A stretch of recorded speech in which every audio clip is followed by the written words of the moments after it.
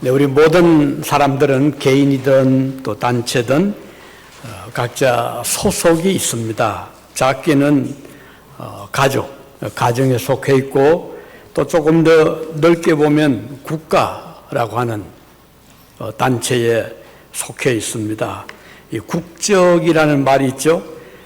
자신이 속한 나라, 시민권, 나는 어느 나라 국적을 가지고 있는가? 대한민국 아니면 미국 또는 중국, 일본 각 사람들은 자기의 나라, 국적이 있습니다. 우리 그리스도인들은 이 세상에 살 동안에는 가족에 속해 있고 국가에 속해 있습니다. 그러나 동시에 우리들은 하늘나라에 속한 하늘나라 시민권자들이기도 합니다. 우리는 이 세상에 살지만 우리가 속한 나라는 하늘나라이기 때문이죠. 하늘나라 시민권을 가진 자들은 그리스도 예수 안에 있는 자들입니다. 오늘 읽은 본문에 보면 4절에 주 안에서 이런 말씀이 나오죠. 주님 안에서. 그는 주님 안에 속해 있다는 뜻입니다. 7절에도 보면 그리스도 예수 안에서라는 구절이 있습니다. 이 말씀도 우리 그리스도인들은 그리스도 예수 안에 있는 자, 속한 자라는 뜻이죠. 성도는 그리스도에게 속한 백성들입니다. 그리스도의 나라는 이 세상에 속한 나라와는 다르죠. 그러므로 성도가 이 세상에서는 어떤 나라의 국적을 가지고 있어도 상관없이 우리는 그리스도 안에 있는 자라, 그리스도 나라의 시민권자라 이렇게 볼 수가 있는 것입니다.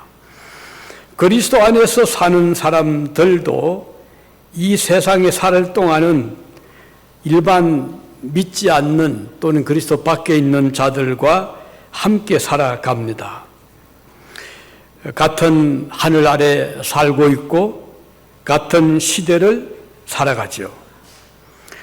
그리고 우리가 속한 나라의 백성, 국민으로서 의무와 도리를 다하며 살아갑니다. 그래서 교육의 의무라든지 또는 국방의 의무라든지 납세의 의무라든지 그런 국민으로서의 도리가 있지 않습니까? 그러니까 외면적으로 볼 때 우리 신자들은 다른 모든 사람들과 차이가 없습니다. 직장 생활도 하고 사업을 하기도 합니다. 사회의 일원으로 우리는 살아가는 자들이죠. 그렇다면 우리가 믿지 않는 자와 차이가 뭘까요? 믿는 사람이나 믿지 않는 사람이나 같이 보이잖아요. 겉으로 보기에는 구별이 없습니다. 그러나 그리스도 안에 있는 자들은 확실한 차이가 있습니다. 우리가 비행기를 타면 다 같이 타면은 꼭 같은 한 공간 안에 있기 때문에 같은 곳에 간다고 생각을 하잖아요. 그렇지만 비행기를 내리고 나면 또 이제 뿔뿔이 자기 가는 길이 있어요. 어떤 사람은 비행기를 바깥 타기도 하고 어떤 사람은 차를 타기도 하고 혹은 배를 타기도 하고 처음에 한 비행기에 탈 때는 같이 출발했고 몇 시간 동안 같은 비행기 안에 있기 때문에 같이 간다고 생각을 하지만 막상 그들의 마지막 도착지는 다 다르잖아요. 바로 이와 같이 이 세상이라고 하는 큰 이걸 비행기로 생각하면 우리가 지금 한 비행기 타고 있습니다. 같이 가잖아요. 그렇다고 해서 목적지도 같은가? 아닌 것입니다. 왜냐하면 우리의 가는 길은 하늘나라, 천국, 하나님께로 가는 이런 목적이 있고 또 하나님을 믿지 않는 자들은 천국이라는 소망이 없고 내세라는 것이 없고 영생이라는 것을 알지 못하기 때문에 그들의 가는 목적지는 성도에 가는 목적지하고는 완전히 다른 것입니다. 오늘 우리가 같이 불렀던 새 찬송가 413장 내 평생에 가는 길이라 하는 이 찬송 우리가 보면 우리의 평생 가는 길이 순탄할지 어려울지 우리는 모르지만 우리 모두는 하나의 같은 공간에서 유진이라는 곳에서 유진중앙교회라는 이 교회에 몸을 담고 있으면서 우리가 지금 살아가고 있습니다. 그런데 각자의 우리의 형편은 다 다르잖아요. 또 생각도 차이가 있고 그렇지만 우리는 한 목표, 천국을 향해서 우리 모두는 지금 달려가고 있습니다. 그런데 왜 우리가 살아가는 방법이 또는 삶의 형편이 이렇게 다를까? 어떤 사람은 비교적 순탄한 삶을 살아가기도 하지만 어떤 사람은 굉장히 어려운 삶을 살기도 합니다. 병으로 고생할 수도 있고 또는 어떤 사업의 실패로 아니면 어떤 사고로 각자가 겪는 그 아픔은 다 다른 것입니다. 지난 몇 주 전에 세상을 떠난 조은희 권사님 아시는 분들은 잘 아실 것입니다. 여기 유진에 처음에 와서 참 건강했거든요. 열심히 일도 하고 남편을 도우면서 식당에서 일도 하고 굉장히 활달하고 또 그분이 여기 오기 전에는 독일에서 또 이제 생활을 했고 그렇게 인연이 되었는데 세월이 흐르고 그런 가운데서 참 많은 고난이 있었습니다. 모두 우리가 참 지켜보면서 때로는 위로도 받고 때로는 안타까움도 가졌는데 그러다가 이제 어떤 길이 열려서 저 워싱턴 주에 식당을 이제 오픈을 했었죠. 그러면서 그곳에서 열심히 일을 했는데 몇 년 후에 또 접고 다시 또 유진을 내려오게 됩니다.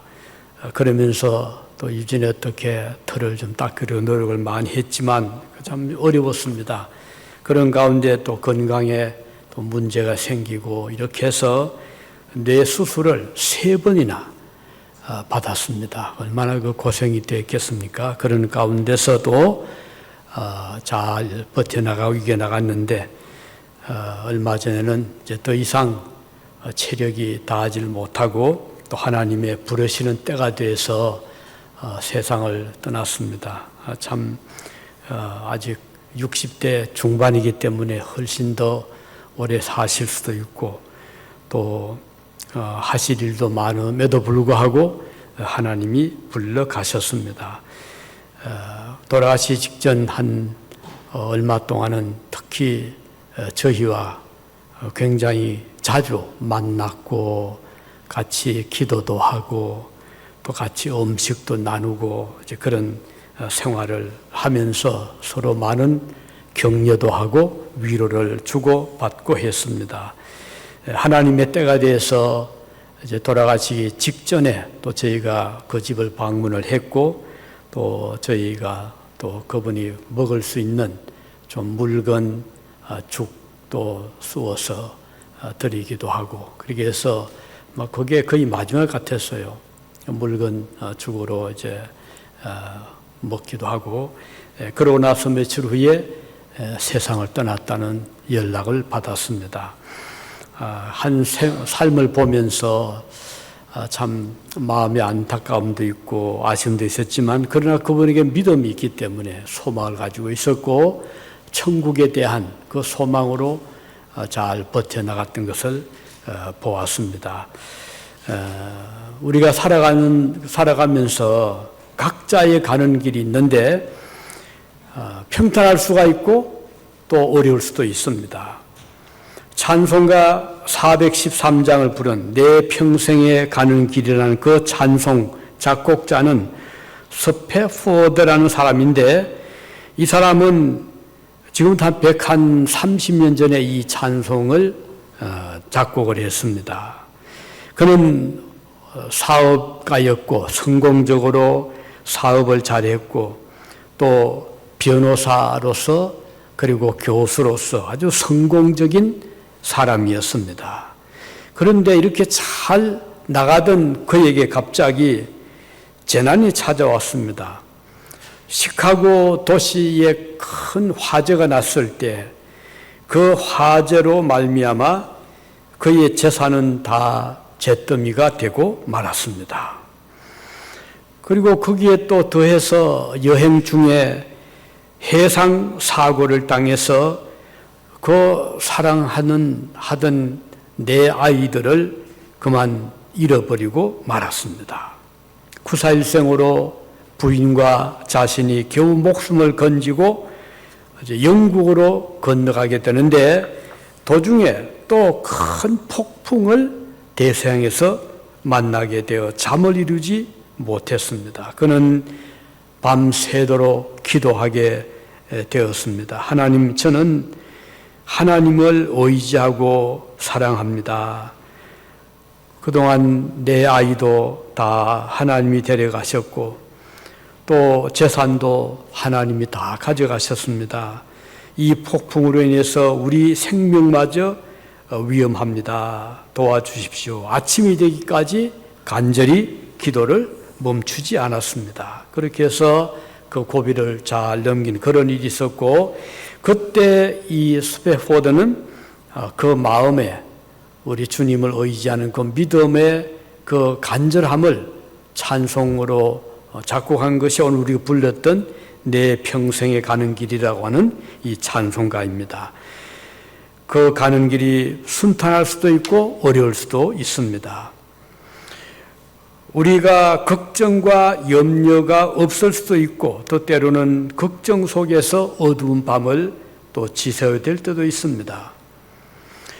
그런데 우리는 어떤 경우든지 하나님의 인도하심을 바라보며 그리스도 안에서 살아가는 자들이다. 우리가 잘 나갈 때도 그렇지만 어려움을 겪을 때도 그리스도 밖에 있는 자들이 아니고 그리스도 안에 있다는 사실을 생각하면 우리는 많은 힘을 얻게 되고 위로를 받게 되는 것입니다.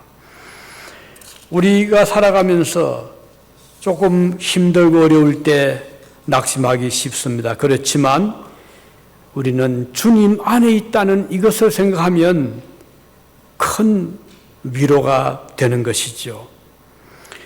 우리 자신은 그리스도 밖에 있지 않고 주님 안에 있다. 평안할 때도 그렇고 힘들 때도 그렇다는 것입니다. 사탄이 우리를 삼키려고 달려들어도 우리는 주님 안에 있을 때 사탄을 두려워하지 않게 되고 우리의 대장 되신 그리스도 예수님이 우리를 위해 싸워주실 것이라는 믿음을 가지게 되는 것입니다. 최후의 심판날에도 그렇죠. 우리는 주님 안에 있기 때문에 우리 주님이 보호를 해 주신다는 그 믿음을 가지게 되는 것입니다. 하나님께서 우리를 어떤 경우에도 그의 평안함, 평강으로 지켜주실 것을 믿는 것입니다. 그래서 그리스도 안에 사는 삶은 어떤 삶인가? 오늘 본문에 보면 기뻐하는 삶이라고 했습니다.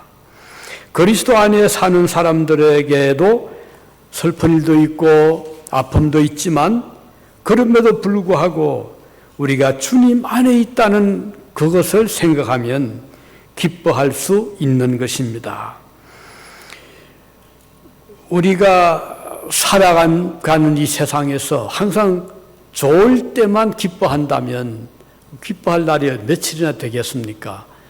아침, 저녁 기후가 금방 변하는 것처럼 우리의 삶의 환경도 얼마나 잘 변하고 그렇게 기쁘고 즐겁고 희망스럽다가도 갑자기 나락으로 떨어지는 것 같은 그럴 때가 우리에게 하루에도 몇 번씩 있을 수가 있잖아요. 어려서부터 전신불구로 50년 동안 누워 지낸 한 여인이 있었습니다. 얼마나 힘들겠습니까? 그런데 이상한 것은 많은 사람들이 그 여인이 너무 안 됐으니까 친척도 그렇고 친구도 그렇고 이웃도 그렇고 한 번씩 그 여인을 방문을 합니다. 그 여인은 집에 가만히 이제 누워 있는 거죠. 항상 누워 있을 수밖에 없으니까. 그런데 그 여인을 찾아간 자들마다 돌아올 때는 위로를 주고 오는 것이 아니고 위로를 받고 돌아온다는 겁니다. 대화를 해보면 그 누워 있으면서도 그렇게 마음이 평안하고 오히려 건강하고 자유로운 이 사람들이 방문한 사람들이 위로를 받고 돌아오는 것이었습니다. 그가 50회 생일을 맞이했을 때 평소에 그를 많이 찾아왔던 자들이 이제 생일 축하한다고 꽃도 들고 오고 간단한 선물도 가지고 이제 그 집에 찾아왔습니다. 이제 생일 파티를 하게 되었는데 그때 그는 이렇게 고백을 합니다. 오늘 이같이 제 생일을 축하하기 위해서 참석해 주신 여러분께 진심으로 감사드립니다. 저는 어려서부터 병 때문에 고생도 했고 결혼도 하지 않고 병을 남편 삼아 오늘까지 살아왔습니다. 그러나 저는 이것에 대해 하나님께 감사드립니다. 제가 만약 건강하여 자유롭게 활동을 했다면 저는 분명히 제 성격상 마음대로 살아갔을 것입니다.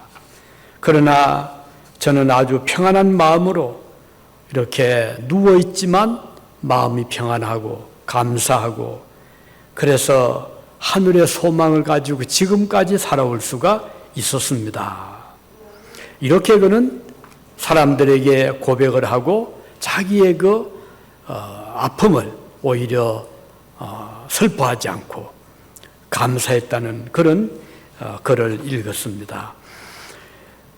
지금도 서울에 제가 존경하는 했던 교수님의 아들이 한 분 살고 있는데 지금 50대가 그분도 됐네요. 남자분이신데 그런데 그 제가 공부할 때만 해도 그 사람은 굉장히 건강했고 전혀 병이 없었는데 어느 날부터인가 희귀한 그 병이 그에게 찾아와서 고칠 수가 없습니다. 그래서 멀쩡하던 그 다리가 그만 힘이 빠지게 되고 걷질 못하게 되고 그래서 지금은 24시간을 꼼짝없이 누워서 지냅니다.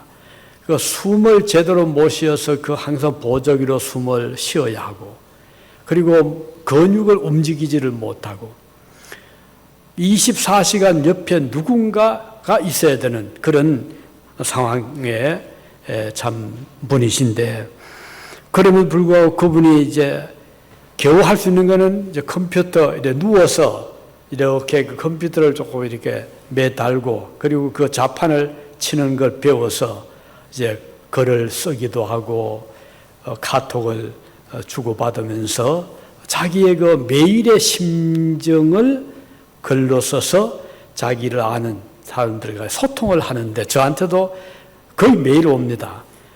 저는 다른 거는 못 봐요. 꼭 그 글은 먼저 봅니다. 왜냐하면 얼마나 힘들겠어요. 그럼에도 불구하고 그 하루하루의 그 삶을 그대로 적는데 오늘은 너무 숨쉬기가 힘이 들어서 가래가 꽉 차서 그래서 이것을 와서 뽑아 주었어야 되었다. 오늘은 음식을 먹었는데 그것이 체해서 또 고통을 겪었다. 오늘은 굉장히 마음이 무거웠다. 이제 그런 내용도 있지만 그러나 더 많은 부분에는 하나님 은혜를 오늘도 감사했다. 오늘 내가 이제 주일 교회도 못 가잖아요.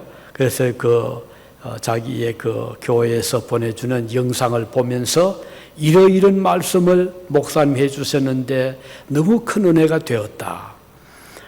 또 연로한 어머니가 지금 나를 위해서 저렇게 90이 되신 어머님이 저렇게 지금 옆에서 간호해 주시는데 어머니가 부디 건강하게 오래 계셨으면 좋겠다. 그런 내용들을 읽으면 굉장히 마음이 감동이 되고 그 동감이 되고 그런 분이 지금도 있습니다. 자, 우리 주변에는 건강하게 잘 살아가시는 분도 있지만 그렇지 못한 또 많은 분들이 있잖아요. 여러 가지 어려운 형편으로. 자, 이런 경우에 그래도 우리 모두는 그리스도 안에 살고 있는 자들입니다. 건강할 때도 그렇고 병들 때도 그렇고 부유할 때도 그렇고 가난할 때도 그렇고 성공할 때도 주님 안에 있고 실패할 때도 주님 안에 우리는 살고 있는 것입니다. 그렇기 때문에 우리는 마음속에 평안을 가질 수 있고 기뻐할 수가 있다는 것입니다. 우리 주님은 우리에게 기쁨을 주시는 분이시기 때문입니다. 그리스도 안에 살고 있는 우리들은 항상 기뻐하며 살아갈 수 있습니다. 바울 사도는 오늘 본문에서 말씀하기를 항상 기뻐하라 이렇게 말씀하면서 4절에 보면 내가 다시 말하노니 기뻐하라. 그 반복하잖아요. 항상 기뻐하라. 내가 다시 말하노니 기뻐하라. 그만큼 기뻐하는 일이 중요하다는 뜻이 되겠습니다. 어려운 상황에서도 기뻐할 수 있는 비결이 무엇일까요? 그것은 우리에게 약속된 구원의 기쁨이 있기 때문입니다. 그리스도께서 성도에게 베풀어 주신 구원의 은총을 생각하면 이 세상의 모든 슬픔을 이겨낼 수 있는 기쁨이 찾아오기 때문이고, 또 한 가지는 우리가 아무리 이 세상이 평안하고 만족스러워도 천국에 비하면 이 세상은 너무 열악하거든요.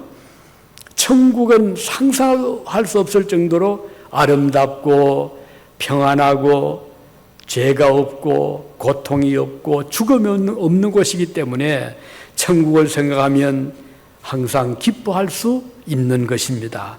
오늘이 힘들면 힘들수록 우리에게는 보다 밝은 천국이 기다리고 있기 때문에 더 기뻐할 수 있는 것이죠. 그래서 그리스도 안에 있는 자들은 항상 기뻐하는 자들이다. 그다음 또 한 가지는 그리스도 안의 삶은 관용을 모든 사람에게 알게 하는 삶이라는 것입니다. 관용이란 말은 관대함을 의미합니다.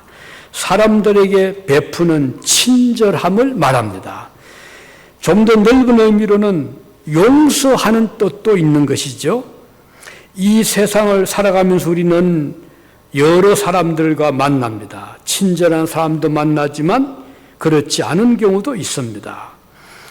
여러 성품을 우리가 대하잖아요. 이런 사람들과 우리가 살아가면서 인간관계가 복잡하게 얽힙니다. 갈등도 가지게 되고 어떤 데는 아픔을 또 나누게도 됩니다. 우리가 이 차를 운전하다 보면 운전자들이 다 다르게 운전하잖아요. 어떤 사람은 양보를 잘 해줍니다. 어떤 사람은 양보를 또 하지 않잖아요. 아주 틈을 주지 않고. 그러다가 조금 어떻게 불편함을 상대가 느끼게 되면 화를 내기도 하고 크락션을 누르기도 하고 또 심지어 어떤 경우는 위험할 정도로 어떤 자기가 뭔가 불편하다는 것을 운전하면서 표현을 하거든요. 갑자기 앞으로 달려와서 끼어든다거나 이제 그런 경우도 우리가 체험할 때가 있습니다.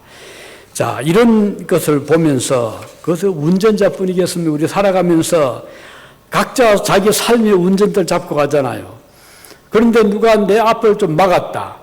아니면 좀 불편하겠다 하면은 그 운전자가 그것을 갚아주려고 하듯이 상대방에게 그 사람에게 뭔가 고통을 주려고 하는 경우도 있습니다. 그런데 우리 그리스도인들은 관용을 알게 해라 그랬거든요. 즉 친절함을 베풀며 살아가라는 뜻입니다. 넓게 받아들이고 용서하기를 즐거워하고 그리고 관용을 베푸는 삶이 성도의 삶인 것입니다. 좋은 예가 있죠? 바로 요셉입니다. 요셉이 어릴 때 형들에게 시기를 당하고 미움을 받고 나중에는 팔려갔잖아요. 죽을 고비를 넘겼잖아요. 애굽으로 팔려갔는데 얼마나 고생했잖아요. 종이 되고 모함도 받고 감옥에도 갇히고, 그러니 그 속에 얼마나 형들이 원망스러웠겠습니까? 나는 집에 있었으면 아버지의 사랑을 받고 그 아버지가 나를 위해서 얼마나 좋은 일을만 해 주셨을 텐데, 이렇게 외국 땅에 종으로 팔려와서 감옥에 들어갔으니 그런 그 자기의 신세를 생각하면 한탄할 수밖에 없었잖아요. 그럼에도 불구하고 오랜 세월 후에 이 요셉이 그 감옥에서 나오게 되고 바로에게 눈에 띄게 되고, 그리고 총리가 됐을 때 그 형들이 요셉을 찾아왔지요. 뭐 알아서가 아니고 애굽 나라에 양식이 많이 있다니까 양식을 사기 위해서 값진 보물들을 잔뜩 싣고 요셉이 그때 총리였으니까 이제 애굽에 들어왔습니다. 보고가 됐죠. 그런 요셉이 들어보니까 자기의 형제들이란 말이죠. 그래서 형제들을 만나잖아요. 이제 몇 번 만난 다음에 나중에는 형들이 먼저 알아차렸어요. 야, 저 총리가 우리가 죽이려고 했던 동생이구나. 그때부터 형들이 벌벌 떨면서 어떻게 되겠냐, 이제 우린 다 죽었다 라고 생각을 했을 때 요셉이 어떻게 했죠? 형제들을 안심을 시키잖아요. 형님들이여, 걱정하지 마십시오. 형님들이 저를 죽이려 한 것이 아니고 하나님이 우리 이 흉년의 때를 위해서 저를 먼저 보내주신 것입니다 하고 형제들을 관용하고 용서하고 품어주었잖아요. 바로 이것이 그리스도인들의 모습이라는 것입니다. 우리가 살다 보면 나는 아무 잘못한 것이 없는데 괜히 저 사람이 나를 해치려 할 경우도 있고 또 고통을 받게 되는 경우도 있잖아요. 그럴 때 우리는 그걸 마음에 넓은 주님의 마음, 요셉의 마음을 가지고 관용할 수 있는, 용서할 수 있고 품어줄 수 있고 사랑으로 덮어줄 수 있는 이런 자들이 바로 그리스도 안에 있는 자들이다 하는 말씀을 여기서 볼 수가 있습니다. 자, 우리가 또 예수님의 그 하신 비유 가운데 그 탕감을 받은 사람에 대한 이야기가 있잖아요. 어느 왕이 이제 그 자기에게 빚을 진 사람들을 이제 불러서 보니까 재산도 별로 없고, 그래서 이 왕이 자비를 베풀었죠. 여러분, 내가 빌려준 돈 갚지 않아도 됩니다.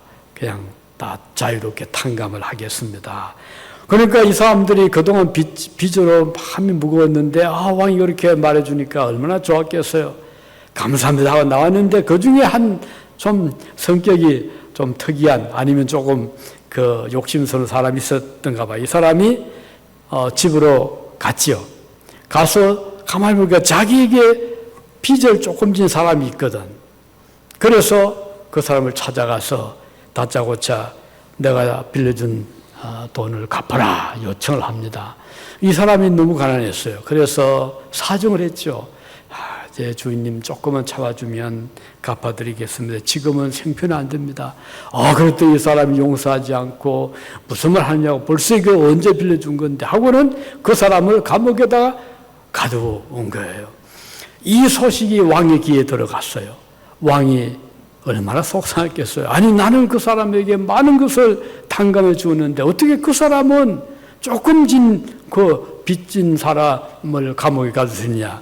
그래서 노해서 그 사람 불러서 당장 나에게 진 빚을 갚지 못하면 너도 감옥에 들어갈 거다. 근데 주님이 하신 말씀 비유거든요. 우리는 여기에서 볼 수 있는 것은 이게 바로 관용입니다. 예수님이 저와 여러분들의 많은 빚을, 어떤 빚이요? 죄의 빚, 사랑의 빚 다 갚아주었잖아요. 우리는 하나님 앞에, 사람들 앞에 많은 빚을 지고 살아옵니다. 부모님에게도 빚을 졌지요. 가족들에게 빚을 지기도 하고, 친구들의 빚을 지기도 하고, 꼭 물질의 빚뿐 아니라 여러 가지, 특히 하나님 앞에서 우리의 죄의 빚을 모두 지고 살아가고 있습니다. 하나님의 금하신 것을 우리가 많이 범했잖아요. 하나님이 하라고 한 거 우리는 많이 못했잖아요. 이게 다 빚으로 남아 있는 것입니다. 그런데 우리 하나님은 그 아들 예수님을 보내주셔서 우리가 갚지 못하는 그 많은 죄의 빚을 우리 주님이 대신 다 갚아주셨잖아요. 어떻게 해요? 목숨을 바쳐서 십자가에서 돌아가심으로 우리의 죄를 대신 지시고 주님이 그 모든 빚을 갚아주셨습니다. 그렇게 해서 우리는 큰 용서를 받은 자들입니다. 따라서 이제 우리가 할 일은 뭐죠? 물론 하나님께 감사하고, 두 번째는 우리에게 빚을 진 사람들에 대해서 우리도 빚을 이제 용서해 주시는 관용을 베푸는 것입니다. 혹시 주변의 사람들이 나를 욕하더라도 또는 헐뜯더라도 아니면 못된 그런 일을 설령 한다 하더라도 그거 가지고 너무 괴로워하고 그것을 어떻게든 갚아주려 하지 마시고, 그렇더라도 주님이 나를 위해서 빚을 갚아주시고 용서해 주신 것을 생각하면서 우리도 관용을 베풀 수 있는 이런 자들이 그리스도 안에 있는 자들이라는 것을 기억해 주시기 바랍니다. 이제 마지막 한 가지 더, 그리스도 안에 있는 자도 어떤 자들인가? 첫째는 기뻐하는, 항상 기뻐하는 자다. 실패해도 기뻐하고 어려워도 기뻐하고 또는 앞이 안 보여도 우리는 주님 안에 있으니 기뻐하는 자들이다. 우리는 천국의 백성이 기뻐하는 자들이다. 두 번째는 관용하고 용서하는 자들이다. 그리고 세 번째는 오늘 본문에 보면 아무것도 염려하지 말고 다만 모든 일에 기도와 간구로 우리의 구할 것을 감사함으로 하나님께 아뢰라 그랬어요. 그러니까 하나는 염려하지 말아라. 아무것도 염려하지 말아라. 그 말씀이죠. 우리가 살면서 염려하지 않을 수 없죠. 그렇지만 그리스도 안에 있는 자들은 염려하지 않을 수가 있습니다. 왜? 하나님의 뜻을 존중하고 하나님께서 내가 염려하는 모든 것을 이미 알고 계시기 때문에 내가 그것을 일일이 해결하지 못해도 우리 아버지 하나님이 나를 위하여 나를 대신하여 해결해 주실 것이라는 믿음을 가지고 있기 때문에 우리는 아무것도 염려하지 않게 되는 것입니다. 아무것도 염려하지 말고, 두 번째는 대신에 기도는 해라. 염려는 하지 말고 기도는 해라. 염려는 멀리 떠나보내고 하나님을 바라보고 기도해라 하는 것이고, 셋째는 뭔가요? 감사하라는 것입니다. 자, 첫째는 염려하지 말고, 둘째는 기도하고, 세 번째는 감사해라. 사실 이 성경을 기록한 바울 사도도 염려할 일이 많이 있었잖아요. 전도할 때 왜 염려할 수 없겠습니까? 선교할 때 왜 염려할 수 없겠습니까? 우리 유목사님, 선교사님 러시아, 중국에서 그 어려운 그 일들을 쭉 들어보면 참 염려하지 않을 수 없는 그런 삶을 살아가시면서도 그래도 감사하고 기뻐하면서 감당할 수 있었던 것은 우리가 그리스도 안에 있기 때문에 그런 것입니다. 바울 사도도 빌립보에서 전도를 하는데 점하는 사람의 귀신을 쫓아내 버렸어요. 그랬더니 그 점하는 사람을 앞세워가지고 돈을 벌고 있던 주인이 화가 난 거예요. 그래서 바울 사도를 이제 모함을 해가지고 감옥에 가두었잖아요. 매도 맞고요. 얼마나 힘들었겠어요. 자, 감옥에 갇혀서 사실 바울은 좋은 일을 했는데 귀신 쫓아내 주었는데 그것 때문에 이렇게 매를 맞고 감옥에 갇혔습니다. 그럼에도 불구하고 바울과 실라는 감옥에 갇혀 있으면서 절망하지 않고 밤중에 하나님을 찬송하고 하나님께 기도했잖아요. 그랬더니 놀라운 일이 일어났습니다. 감옥터가 흔들리고 감옥의 문이 열리고 자유로운 몸이 되었습니다.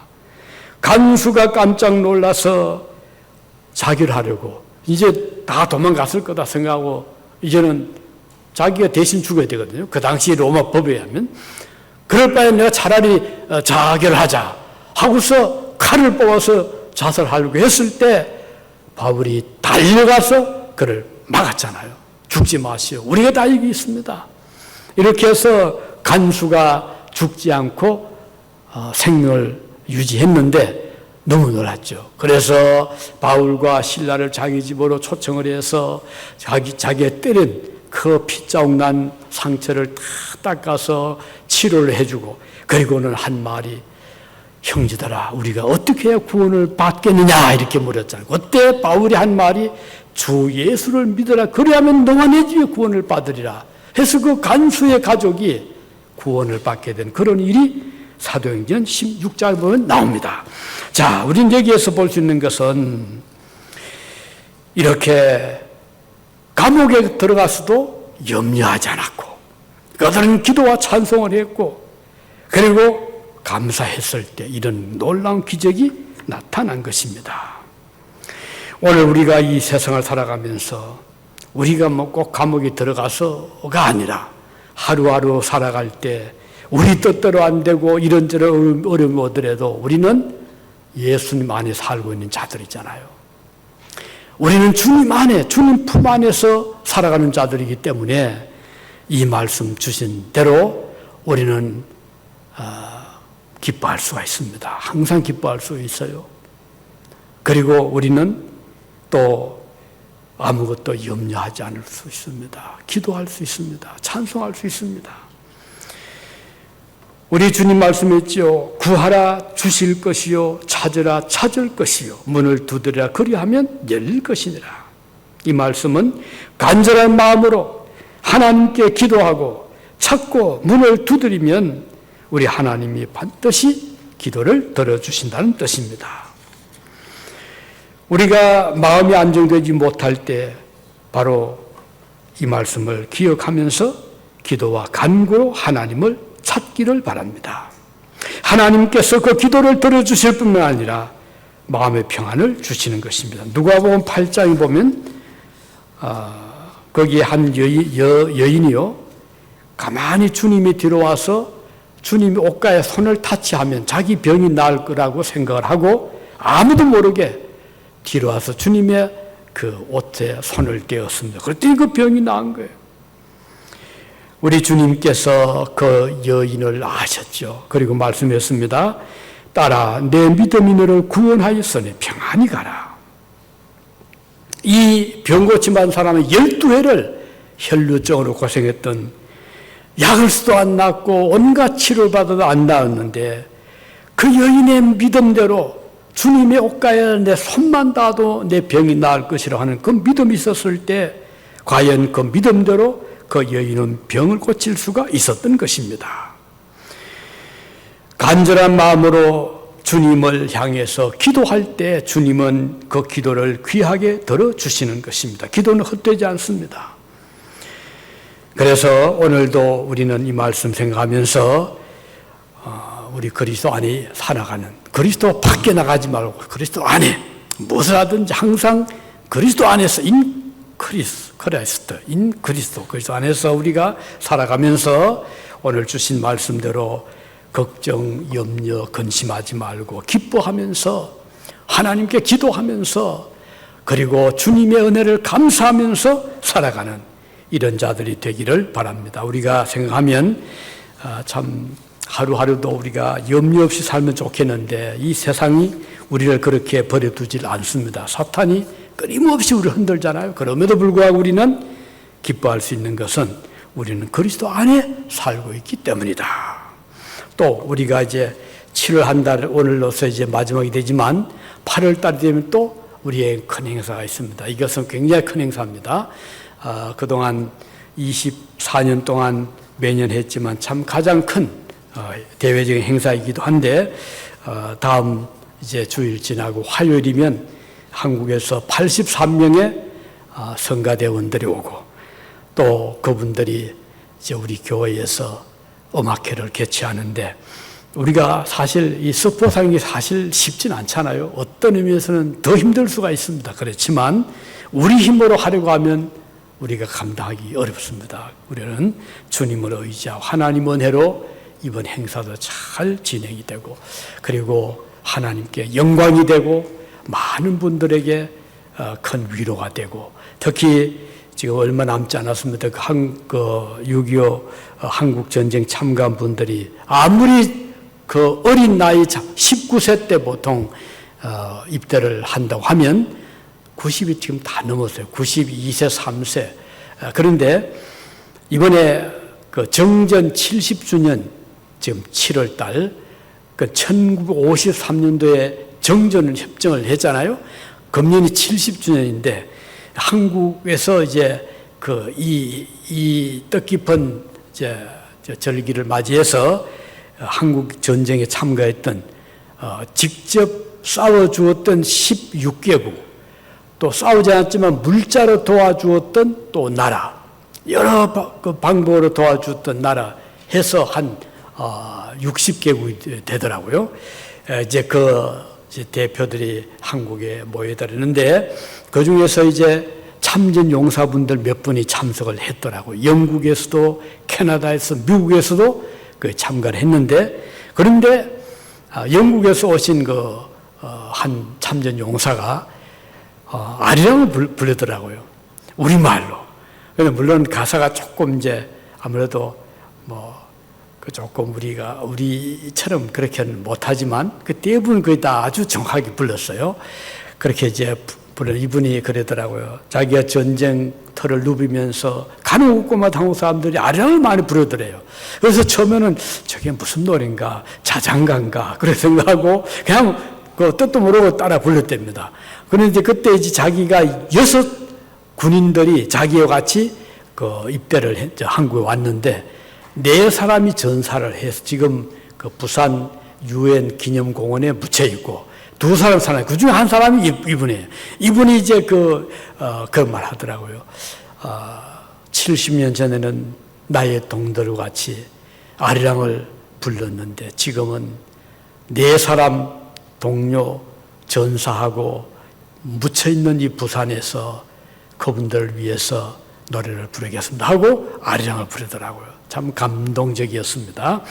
어쨌든 이렇게 한국 전쟁에 참가하고 그리고 나서 한국을 찾아와서 한국의 발전된 모습을 보면서 놀라고 자기들의 싸운 그것이 헛되지 않음을 느끼고 또 그리고 환영하는 것을 그들이 몸으로 느끼면서 아주 그럼 그 말 하더라고요. 카나다에서 온 분이 만일에 70년 전으로 돌아가서 다시 자기에게 선택을 해야 되는 일이 있다면 한국을 위해서 다시 싸울 선택을 하겠습니다. 그렇게 말하더라고요. 얼마나 그 말 들으니까 한국으로서 부끄러울 정도로 그런 이야기를 이번에 하기도 했습니다. 자, 우리가 이 세상을 살면서 참 이런저런 사연으로 어려움을 겪지만 그러나 이제 우리는 그리스도 안에 있는 자들입니다.